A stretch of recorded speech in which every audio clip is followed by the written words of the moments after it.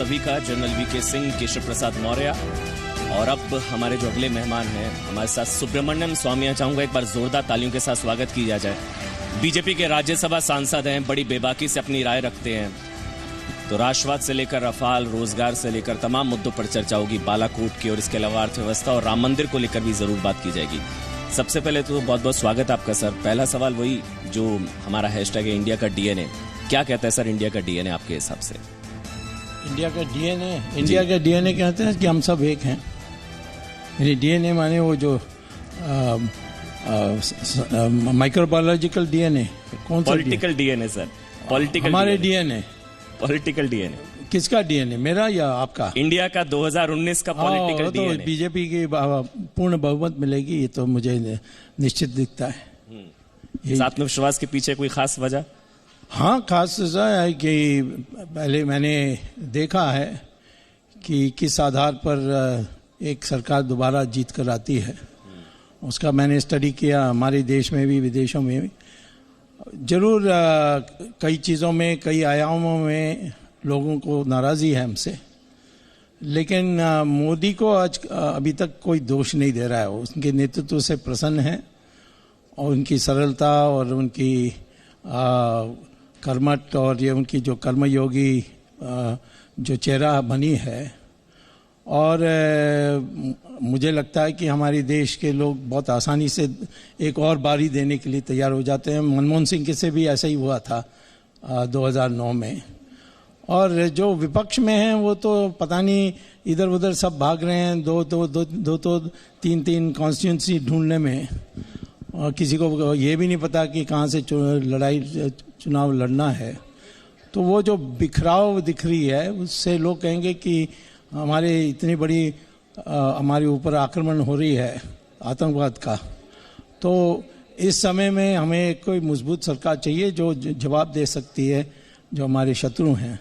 उसमें मोदी का और बीजेपी का जो चरित्र है वो फिट होती है। ब्रांड मोदी मतलब?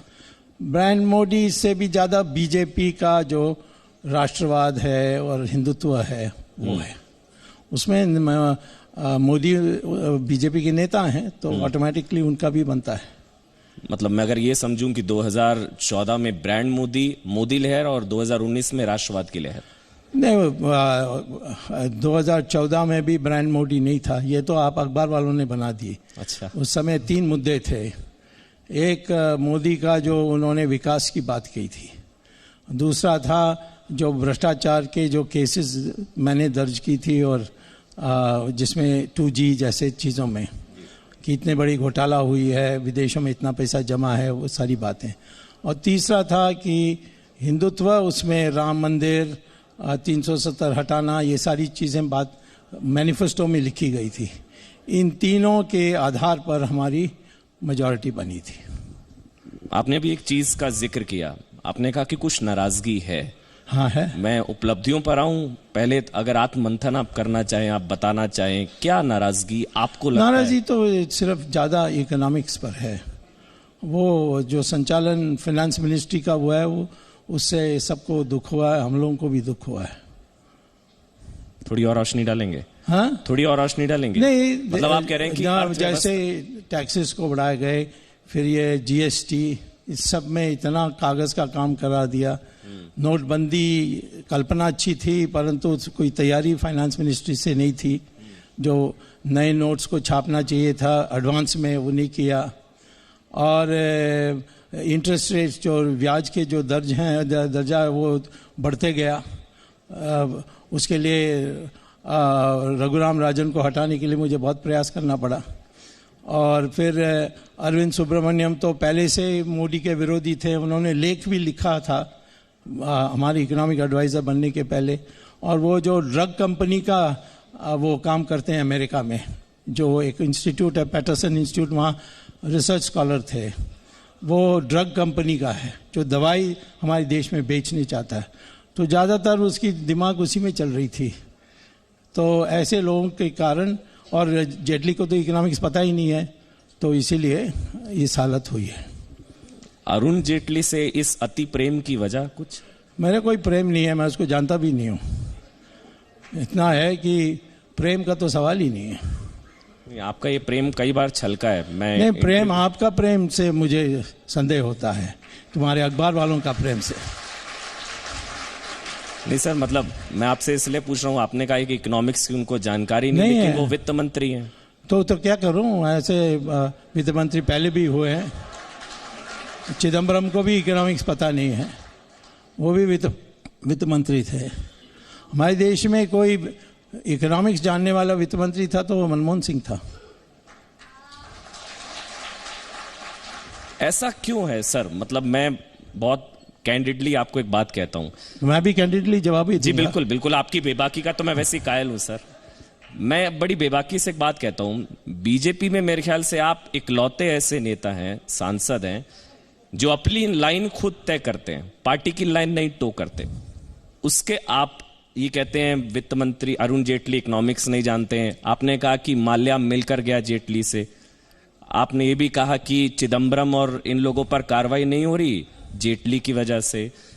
जेटली, आपने बहुत कुछ कहा उनके बारे में, फिर भी आप पर कार्रवाई नहीं होती। नहीं, क्योंकि पार्टी लाइन नहीं है। ये आप लोग पता नहीं, वो इंदिरा गांधी के ज़माने से आज भी उस बीमारी में फंसे हुए हैं कि कोई भी कुछ नेता के बिना बोल देगा तो फिर वो पार्टी के लाइन के विरुद्ध में। हमारी पार्टी लोकतांत्रिक पार्टी है, उसको मानना चाहिए। और जो तथ्यों पर आधारित बातें हैं, भले पार्टी के कई लोगों को पसंद ना आए, परंतु वो पार्टी का विरोध नहीं होता है। मैं तो पार्टी के लिए सबसे ज्यादा प्रचार कर रहा हूँ, रोज घूमते रहता हूँ, मीटिंग्स एड्रेस करता हूँ। तो फिर तो वो देखना होता है। नहीं सर, अगर आप प्रचार में तो यह है कि जो जेटली के पीछे चापलूसी करेंगे तो मुझे प्रमोशन मिलेगा, मुझे टेलीविजन में अच्छा काम मिलेगा, नहीं मिलेगा तो निकाल देगा, ये डर है आप लोगों के दिमाग में। मैं तो पार्टी के हित में कर रहा हूँ ये सब। नहीं सर, अगर आप प्रचार करें मोदी सरकार का और मोदी सरकार के प्रचार में कहें कि इकोनॉमिक फ्रंट पर जेटली फेल, हाँ, तो वो सरकार की तो आप नाकामी गिना रहे हैं। नहीं, लोग पसंद करते हैं इसको, कहते हैं कि ये सच्चा आदमी है, ये हमें धोखा नहीं देने के लिए चाहता है।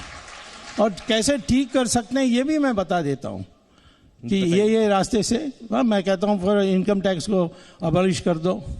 दूसरा है कि ब्याज रेट जो है, जो कर्जा देने के लिए ब्याज रेट है, उसको रघुराम राजन ने बहुत बढ़ा दिया था, उसको 9% से ज़्यादा नहीं होना चाहिए। तीसरा है कि जो फिक्स डिपॉजिट की रेट है उसको कम करके 6% कर दिया, उसको दोबारा 9% करना चाहिए। तो मैंने पास रचनात्मक सुझाव भी हैं, उसमें आपको लोगों को दिलचस्पी नहीं है, इसीलिए आपको पता नहीं है। आप बुरा ना माने तो सर मैं एक सवाल नहीं, मैं कुछ बुरा नहीं मांगूंगा, आप भी मत बुरा मानिए, मैं कुछ कहूंगा तो। मैं सर बुरा ना माने तो मुझे ऐसा लग रहा है मैं बीजेपी के भावी शत्रुघ्न सिन्हा से बात कर रहा हूं। नहीं, मुझे लगता है कि किसी दुष्ट के साथ मैं इंटरव्यू कर रहा हूं, अगले नहीं करूंगा। नहीं सर, मैंने इसलिए आपसे बोला ये क्योंकि इतने बागी नहीं कहूंगा, इतना खुलकर सरकार के साथ सरकार के मंत्री का इतना मुखर विरोध किसी ने नहीं किया। ये तो तय करने वाली है सरकार, ये तय करने वाली है पार्टी। वो कुछ नहीं कहते हैं। तुम्हें इतना क्यों, तुम क्या जेटली का चमचा हो?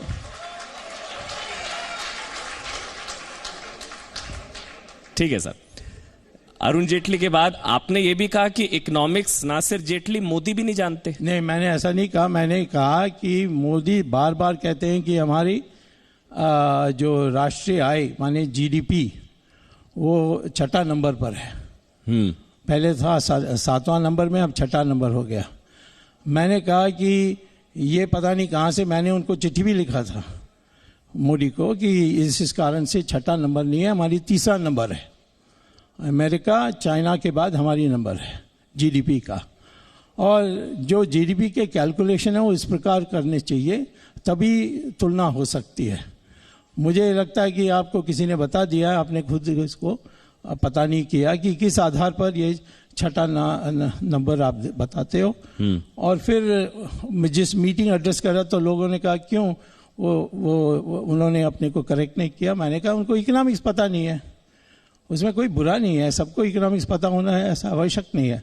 बट फाइनेंस मिनिस्टर को तो ज़्यादा जरूर पता होना चाहिए, ये इतना है। परंतु प्रधानमंत्री अच्छे लोगों से पूछ सकते हैं और उसके आधार पर करनी चाहिए। मैंने पार्लियामेंट में भी खड़े होकर जब वेंकैया नायडू ने कहा छठा देश हो गए हम, तो मैंने कहा गलत बोल रहे हो, ये पार्लियामेंट का रिकॉर्ड में है। मैंने कहा तीसरा नंबर है हमारी। फ्रांस को पछाड़कर छठी सबसे बड़ी अर्थव्यवस्था मैंने कहा ना तीसरा नंबर हमारी है। किसको पछाड़ा किसको नहीं, इसमें मुझे चिंता नहीं। ठीक। America number 1, China number 2, India number 3 GDP में। मोदी सरकार का प्रचार, लेकिन सुब्रमण्यम स्वामी नहीं है चौकीदार। मैं चौकीदार नहीं हो सकता। चौकीदार का काम है कि किसी को चोरी करने से रोकना। और मैंने कहा कि ब्राह्मण होता है ज्ञानी और त्यागी, कोई जन्म से ब्राह्मण कोई नहीं होता हमारे देश में, होना भी नहीं चाहिए। कृष्ण भगवान ने इसको स्पष्ट कर दिया गीता में। पता नहीं अब गीता पढ़ते हैं कि नहीं, परंतु गीता में लिखा है स्पष्ट। और उसके आधार पर मैं चोरों जो चौकीदार पकड़ेगा उसको सजा कैसे दी जा सकती है उस पर मैं विचार कर सकता हूँ। ये पकड़ना का काम मेरा नहीं है, परंतु किसको पकड़ना चाहिए ये बताने का काम है। इसीलिए मैं चौकीदार नहीं बन सकता हूँ, मैं ब्राह्मण हूँ, ये कहा था मैंने। मतलब कोई ब्राह्मण अगर है वो चौकीदार नहीं हो सकता? नहीं, फिर वो ब्राह्मण का काम नहीं कर रहा, वो फिर चौकीदार हो जाता है। दोनों नहीं हो सकते आप। ये मेरे को पता है, ये कंट्रोवर्सी, ये जातिवादी टिप्पणी नहीं है कि कोई ब्राह्मण चौकीदार दोबारा शुरू कर दिया। अभी मैंने तुम्हें एक्सप्लेन किया था, दोबारा एक्सप्लेन कर रहा हूँ। जन्म से नहीं होता है। ये जो जाति चल रही है वो तो जाति और वर्ण में फर्क है, वो भी नहीं आप जानते हैं। यही प्रॉब्लम है। आपका पश्चिमीकरण बहुत हो गया है, थोड़ा भारतीयकरण करो अपने का। सर, अगर प्रधानमंत्री कह रहे हैं हर देशवासी जो भ्रष्टाचार, गंदगी और सामाजिक बुराइयों से लड़ रहा है वो एक चौकीदार है, भारत के विकास के लिए कड़ी मेहनत करने वाला हर शख्स चौकीदार है, आज हर भारतीय कह रहा है मैं भी चौकीदार, तो प्रधानमंत्री कह रहे हैं सर ये? हाँ, उनकी परिभाषा है, इससे मैं सहमत नहीं हूँ। चौकीदार का काम है जो चोरी कर रहा है उसको पकड़ने के लिए। मेरा काम है कि किस प्रकार की चोरी कर रहा है, किसको पकड़ना चाहिए वो बताना। तो इसमें दोनों में फर्क है। तो मैं भी चौकीदार, आप नहीं है चौकीदार? मैं तो बिल्कुल नहीं चौकीदार, हो ही नहीं सकता। मैं तो विचार करने वाला व्यक्ति हूँ। मैं मंथन करता हूँ। मैं अपने दिमाग चला करके किस प्रकार से चोरों को पकड़ना है, कैसे सोनिया गांधी को बेल में निकालना है, राहुल गांधी को निकालना है, चिदम्बरम को बेल में बाहर लाना है, और शशि थरूर को करना है। कभी आप गलती करेंगे आपको भी अंदर कर दूंगा। सर, रॉबर्ट वाड्रा की आज शाम 4 बजे सुनवाई है। रॉबर्ट वाड्रा की अभी आज शाम 4 बजे गिरफ्तार होंगे या नहीं? उसका भी होगा इलाज, पक्का है। अब कोर्ट में बारी देना, टाइम देना, वो तो कोर्ट का अधिकार है, हम ये नहीं तय कर सकते हैं। तो इसीलिए कोर्ट समय दे देती है। कभी कभी हमारे एजेंसीज भी कहते हैं कि एक और बैंक अकाउंट निकल रहा है, उसके लिए एडजमेंट चाहिए, तो वो बेल दे देते हैं। हाँ, बेल से ये नहीं है कि वो बरी हो गए। बेल के माने है कि एंटीसिपेटरी बेल। नहीं, एंटीसिपेटरी बेल नहीं है। ये तो बेल है जब सुनवाई होती है कि वो कहते हैं कि हमें इनको कमरे में बंद करके इनकी पूछताछ करनी होगी, इसको कस्टोडियल इंटरोगेशन कहते हैं। उसमें वो कहते हैं कि अभी टाइम नहीं आया उसके लिए। जब आप वो बैंक अकाउंट की बात कर रहे हैं, उसकी जानकारी लाओ, उसके बाद करेंगे। तो आज हो सकता है वो हो जाएगा गिरफ्तार। उनको गिरफ्तारी करके पूछताछ के लिए। रॉबर्ट वाड्रा आज गिरफ्तार हो सकते हैं? वो तो होगा, आज नहीं होगा तो कल होगा, जरूर होगा। आपको कोई चिंता है इस बात पर? नहीं सर, मुझे जांच एजेंसी अपना काम नहीं, कर आप रही है। बार बार पूछ रहे हैं इसीलिए मैंने। राहुल गांधी सर? राहुल गांधी भी बेल पर ही है। उसको दोबारा बेल में भेजना, दूसरा अपराध में बेल भेजना, इसमें ही काफी है। इसमें बहुत लंबा जाएगा वो। जब जाएगा तो अंदर सजा होनी चाहिए, तब वो अंदर जाएगा। बेल पर सोनिया गांधी भी है सर? हाँ, सोनिया गांधी भी है, राहुल गांधी भी है, मोतीलाल वोरा भी है, पिट्रोडा भी है, सुमन दुबे भी है, ऑस्कर फर्नांडिस भी है। 7 लोगों को मैंने बेल में निकाला है। रॉबर्ट वाड्रा भी है? वाड्रा मेरे केस में नहीं है, वो इन्फोर्समेंट डायरेक्टरेट का केस है। तो सर, मैं कुछ बयान आपके पढ़ रहा था, आपने कहा कि राहुल गांधी एमफिल फेल है। हाँ, फेल 4 पासपोर्ट है राहुल गांधी के। हाँ है, बिल्कुल मैंने कहा था। ये सारी जानकारियां अगर आपके पास है तो वो खुले कैसे घूम रहे हैं सर? तो खुले घूमने कैसे मैं रोक सकता हूँ? उसने डिग्री में बेईमानी की है, कहा कि मैंने एमफिल पास हुआ है। जब जो पर्चा दिखाते हैं इंडियन एक्सप्रेस में छपा है, उसमें तो लिखा है इकोनॉमिक्स में फेल।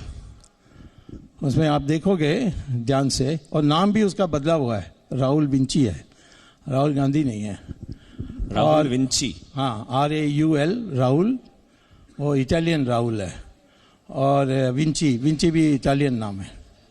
तो एक पासपोर्ट राहुल विंची का भी है, वो भी है एक एक्स्ट्रा एडिशनल पासपोर्ट। वो तो अब जनेऊ दत्तात्रेय कौल ब्राह्मण दत्तात्रेय गोत्र राहुल गांधी। आपको विश्वास हो गया ये? मैं आपसे पूछ रहा हूँ सर। मैं कैसे मानूंगा उसको? वो तो जिन्हों भी कैसा पहनना वो नहीं जानता, कपड़े के ऊपर पहनता है। तो ये धर्म परिवर्तन चुनावों की वजह से? नहीं, परिवर्तन कुछ नहीं हुआ। रात को रविवार को वो उनके घर में छोटा सा चर्च है, उसका नाम है चैपल। छोटा चर्च का नाम होता है चैपल। वहाँ एक मलयाली बिशप आता है तो प्रायश्चित करता है। अच्छा, संडे वाले दिन प्रायश्चित होता है और 6 दिन मंदिर धोखा होता है। अच्छा, तो ये सब क्यों आप लोगों ने सिखा दिया उनको हिंदू बनना? मैं क्यों, उसके दिमाग में क्या है, मैं वो क्यों जांच करूं? पहले दिमाग है नहीं, वो भी जानता नहीं हूं। नहीं सर, मैं इसलिए पूछ रहा हूं क्योंकि ना सिर्फ राहुल गांधी बल्कि प्रियंका गांधी भी अयोध्या भी जा रही हैं। हाँ, जा रही है। विंध्यावासिनी मंदिर से लेकर सारे मंदिरों में लाल चुनरी, ये परिवर्तन, ये आप कह रहे हैं वो? नहीं, हमने हवा ऐसी पैदा कर दी कि जो हिंदू का विरोधी है उसको वोट नहीं देना है, एक माहौल बन गया है। और इस माने जात में लोग बटते नहीं हैं। मैं वर्णा की बात नहीं कर रहा हूँ, मैं जात की बात कर रहा हूँ। जैसे जाट होते हैं शूद्र, परंतु उनकी विशेष किसान का काम है, तो इसीलिए वो जात किसानों का जात में है। तो जात और वर्ण में फर्क है। तो उनके जातवाद मैं नहीं जानता, वो अपने को ब्राह्मण कहते हैं। वो तो कहते हैं सूर्यवाला DNA उनका ब्राह्मण है। ठीक है, कहने दो, उसमें क्या है। दत्तात्रेय कौल, मुझे कोई आपत्ति नहीं है, परंतु गुण से तो ब्राह्मण नहीं है। एक तो पढ़े लिखे नहीं है, पता नहीं कितने एग्जाम्स फेल हुए हैं, और त्यागी तो बिल्कुल नहीं है, खूब मौज करते हैं, विदेशों में जाकर नाइट क्लब में घूमते हैं। तो ये ना ज्ञानी है ना त्यागी है, तो इसको ब्राह्मण मैं नहीं कह सकता। बट राहुल गांधी तो PM अपने आप को कह रहे हैं, वो कह तो रहे क्या है, PM? कोई इस देश में कोई बंधन है कि PM आप भी कह सकते हैं? अगर 4 पासपोर्ट होंगे तो कैसे सर? हाँ, उसके लिए केस होना चाहिए। मैंने होम मिनिस्ट्री को दिया था, पहले मैंने स्पीकर को दिया, सुमित्रा महाजन को मैंने कंप्लेंट दिया था कि एथिक्स कमेटी में इसका फैसला होना चाहिए। वो गया तो अध्यक्ष हैं अडवाणी जी, उन्होंने उनको बुलाया था, तो कहा कि ये सारे जो डॉक्यूमेंट्स हैं इसका आप डिनाई करते हो। मैंने ब्रिटिश गवर्नमेंट के जो वेबसाइट है वहाँ से डाउनलोड किया है, तो ये ऑथेंटिक डॉक्यूमेंट है जिसमें उन्होंने खुद कहा है कि मैं ब्रिटिश नागरिक हूँ, और पेश किया था उसको। और फिर उन्होंने कहा कि ये डॉक्यूमेंट्स मुझे ऑथेंटिकेट करना चाहिए। अब मुझे अडवाणी के कमेटी के लोगों ने, मेघवाल जी थे, उन्होंने इस कहा ये तो उन्होंने वेबसाइट से डाउनलोड किया है, ऑथेंटिकेट हो गया है, आप बताइए कि ये सही है झूठा है। वो मना कर दिया। अडवाणी ने इसको मीटिंग को स्थगित कर दी, फिर दोबारा कभी नहीं बुलाया। 2 साल हो गए, फिर मैंने होम मिनिस्ट्री को भेजा, होम मिनिस्ट्री ने भी पूछताछ की और डॉक्यूमेंट सही थे, तो उन्होंने अभी PMO को भेजा कार्रवाई के लिए, वहाँ पड़ा हुआ है। तो प्रधानमंत्री से पूछे। नेशनल हेराल्ड मामले में सर दोनों जमानत पर हैं, राहुल गांधी, सोनिया गांधी। तो पहले कह दिया आपने, दोबारा कह रहे हैं। तो गिरफ्तारी मैं इसलिए बार-बार पूछ रहा हूं। ये देखिए, ये मैं कभी नहीं माफ कीजिएगा सर, मैं इसलिए बार-बार पूछ रहा हूं, सॉरी आपको इंटरप्ट कर रहा हूं। ये हम लोग 5 सालों से सुन रहे हैं सर, क्या रॉबर्ट वाड्रा जेल जाएंगे, लैंड डील जाएंगे तो जरूर, बट 5 सालों में कुछ नहीं हुआ। नहीं, वो अब तो फिर वाड्रा के नाम पर वोट होगा ना सर? आपके हिसाब से कितना जल्दी जाना चाहिए, आप बताइए। नहीं सर, अगर नहीं आप बताइए, 5 साल बहुत लंबा, 5 साल बहुत लंबा है। ये सब जिसको लूज स्टॉक कहते हैं, 5 साल बहुत लंबा है, तो बताइए कितने साल के अंदर जाना चाहिए? ये हमारे कानून में जो लिखी हुई है कि आप अजर्नमेंट मांग सकते हैं, कोई डॉक्यूमेंट पर इतराज़ कर सकते हैं और उस पर आप लिखित में यानी आपत्ति जताना चाहते हैं, तो इस सब के लिए टाइम मिलती है, उसमें टाइम लग जाता है। परंतु बेल अब अवश्य नहीं है, किसी ने कहा नहीं, अभी भी बेल में है और चल रहा है। और ऐसा जल्दी नहीं करना चाहिए कि फिर उसमें कोई चीज़ छूट जाए और उसको सुप्रीम कोर्ट में जाकर फिर वो बीच बीच में हर ऑर्डर जो पास होती है उसमें हाई कोर्ट जाते हैं, पहले सिंगल जज, फिर डिवीज़न बेंच, दोनों 2 जज, फिर सुप्रीम कोर्ट, इसमें टाइम लगती है। अब हम प्रणाली को बदल दें और कोई तानाशाही के देश, तानाशाही जहाँ चलती है वहाँ उसके अनुसार चले, ऐसा तो हो नहीं सकता है। लोकतंत्र में ये होता है, अनेक देशों में ऐसा होता है। इंग्लैंड में कितना देरी हो रहा है देखो, ये हमारा फॉल्ट नहीं है, वो इसीलिए कि वहाँ भी सिस्टम ऐसी है, अजर्नमेंट दे देते हैं। प्रियंका गांधी आपको लग रहा है मास्टर स्ट्रोक होंगी? अब वो कह रहे हैं कि गेम चेंजर। कौन कहता है? प्रियंका, कांग्रेस कहती है। कांग्रेस तो कहेगी और क्या कहेगी। सवाल है, आप कहते हैं कि नहीं, फिर मैं जवाब दूंगा। नहीं सर, मैं तो आपसे सवाल पूछ रहे हैं ना, मैं सवाल ऐसे पूछ रहे हैं जिसका मैं कोई महत्व ही नहीं समझता हूँ। गेम चेंजर मैं क्यों इसका जवाब दूं? मैं तो इसको मानता ही नहीं हूँ। ये आई प्रियंका गांधी से कोई फर्क नहीं पड़ेगा? नहीं फर्क पड़ेगा और ना कोई फर्क पड़ा अभी तक। न्याय से फर्क पड़ेगा सर? न्याय योजना जो है 72,000 रुपए, वो उसमें तो जो मैंने देखा है उसमें कोई गणित है ही नहीं। इसमें जो भी उन्होंने सर्कुलेट किया उससे सब इतना देंगे, इतना करेंगे, 6,000 महीना और इसके माने 12 महीने में 72,000, ऐसे ही लिखा है। कहाँ से लाएंगे? इसमें कुल कितना लगेगा? लगभग 4 लाख करोड़ रुपए। कहाँ से आएगा नहीं बताया। तो इसीलिए वो टैक्स लगाएंगे तो बता दें कि हम टैक्स लगाएंगे अमीरों पर और इससे वसूल करेंगे, वो भी नहीं कहते। तो इसमें कोई योजना ही नहीं है। तो ये अरुण जेटली जैसा एक कोई प्रपोजल है। ठीक है सर। अब आपके सर फेवरेट मुद्दे पर, मंदिर पर सर, आप 16 तारीख को बुलाया गया है। 16 तारीख को वो जो समिति बनी थी सुप्रीम कोर्ट की तरफ से, क्योंकि मैं पार्टी हूँ, हर पार्टी को बुला रहे हैं तो मुझे भी बुला रहे हैं। मीडिएशन से लगता है हल हो पाएगा? नहीं, मीडिएशन से नहीं होगा। मीडिएशन का परिभाषा पहले साफ कर लीजिए। मीडिएशन में तब होती है जब मुझे कोई जगह है छोड़ने के लिए और आपके पास जो प्रतिद्वंदी है उसके पास कोई जगह है छोड़ने के लिए। यहाँ क्या है कि राम लाला जहाँ पैदा हुए वो आस्था के अनुसार एक जगह है, वो कोई कानून इसका चुनौती नहीं दे सकता, कोई संविधान या कोई विधि इसका चुनौती उस पर हो नहीं सकता।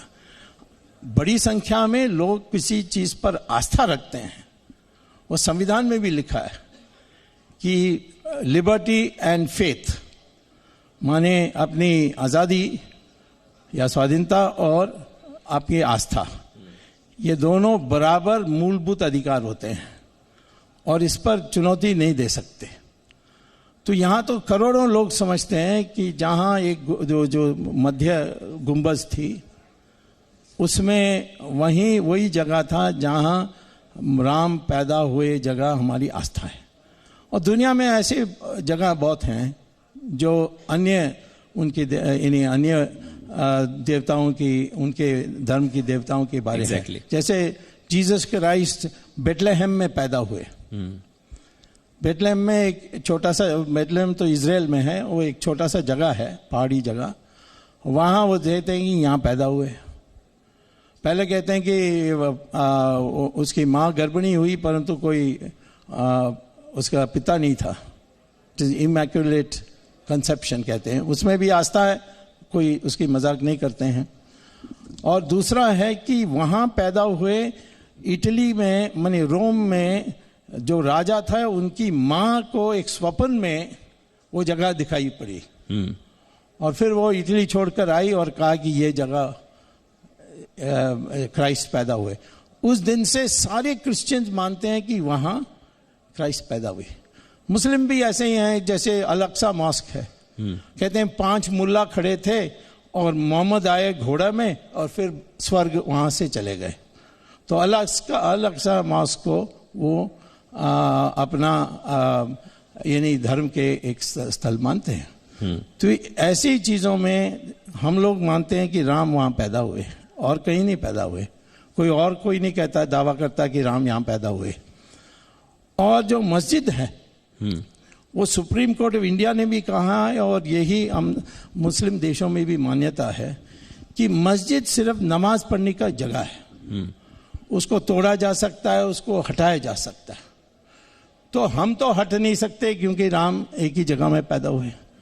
वो हट सकते हैं, नमाज पढ़ने के लिए दूसरा जगह में मस्जिद बना सकते हैं।